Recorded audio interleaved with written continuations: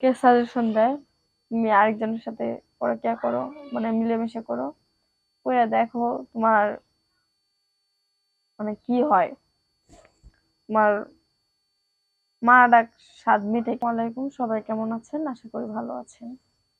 আমি চলে আসছি আপনাদের কাছে আমার জীবনের কিছু ইতিহাস বলার জন্য। আমার বিয়ে হয়েছে 2 বছর, তার ভিতরে আমার বাচ্চা হয় না।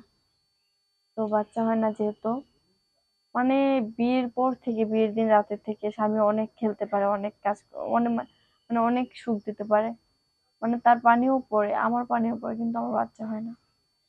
কিসের জন্য হয় না তা আমরা জানি না। তো মনে করেন আমার স্বামীর সবকিছুই প্রাপ্য, মানে আমার সব দিক দিয়ে ঠিক ছিল, সবকিছুই পারতো, শুধু আমাকে ঠিকভাবে সুখও দিতে পারতো, এটাই। কিন্তু কখনো মা ডাক শুনি না এখনো পর্যন্ত। তো আমার মানে ওরা বিভিন্ন ধরনের কথা বলতো, ওদের দোষ না আমার দোষ এটা না যাচাই করে তারা আমাকে অনেক কথা বলতো, অনেক বাজে বাজে কথা বলতো, বলতো বানজা, বলতো কি নাকি যা, মানে বাচ্চা না হলে যা যা বলে এগুলা বলে। তো এগুলা বলার পরে না আমি মানে অতিষ্ঠ হয়ে গেছি তাদের কথা শুনতে শুনতে। তার বাধ্যতামূল্যে আমি একটা কাজ করছি, যে মানে আমাদের কি জন্য লাগে, একটা আত্মীয় মনে হবে আমার শ্বশুর বাড়ির দিক দিয়ে, একটু পাড়াতে, আমাদের পাড়া থেকে অন্য অন্য পাড়ায় দূরে হয়, আমার হাজবেন্ডে আবার ভাই ডাকে। তো উনি রিক্সা চালায়, উনি রিক্সাতে একদিন যাচ্ছিলাম বাপের বাড়িতে, তখন জিজ্ঞেস করলো কি হয়েছে বলো। তো সবকিছু বললাম, বলার পরে বলতেছে ভাইয়ের তো সমস্যা হতে পারে। তাই এটা শুনে আমি বললাম যে ভাইয়ের সমস্যা হবে কিনা এটা আমি কিভাবে যাচাই বাছাই করবো।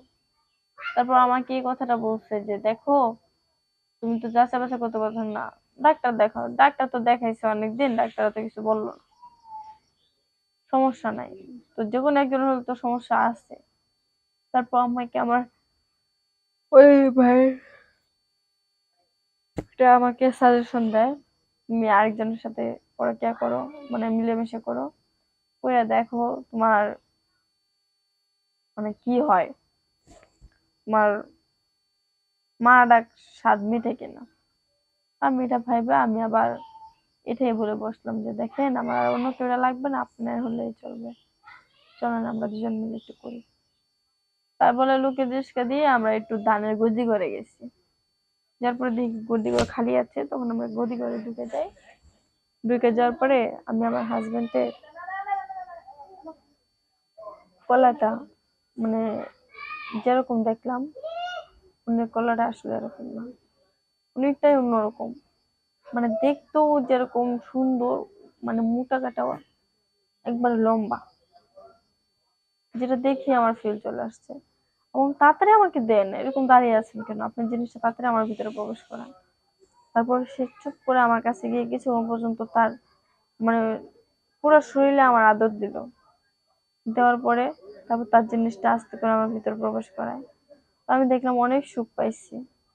তো এভাবে কয়েকদিন থাকতে থাকতে হঠাৎ করে আমি একদিন, অনেক খুশির একটা কথা, অনেকদিন পরে আমি প্রেগনেন্ট হই। তো আমার হাজবেন্ডও অনেক খুশি হয়েছে। তো আমার হাজবেন্ড তো জানতো না কার সন্তান। তো যার সন্তান সে কিছুদিন পরে আসছে, যখন মানে ডেলিভারি হবে তখন আসছে। আসার পরে তার সন্তান হিসেবে দাবি করে, সেটা নাকি তার সন্তান। তো তখন অনেক এলোমেলো হয়ে গেছে সবকিছু, যেহেতু সে তার সন্তান দাবি করতেছে, এখন তার আমার কিছু করার নেই। এখন যেটা বাস্তব করতে, এখন যদি কোনো একটা চেক মেক করে হাসপাতাল টাসপাতাল, কিন্তু আমি ধরা খামো। যার জন্য আমি আগে আগে বলে দিছি যে এটা ওনারই সন্তান। বলার পর মনে করেন আমার হাজবেন্ড আমাকে বাড়ি থেকে বের করে দেয়। বের করে দেওয়ার পরে এখন আমি আমার নতুন স্বামীকে নিয়ে সুখী আছি। তো আমি যে ভুলটা করে স্বামী বানাইছি, এই ভুলটা আপনারা অন্তত করেন না। সবাই ভালো থাকবেন, সুস্থ থাকবেন। আল্লাহ।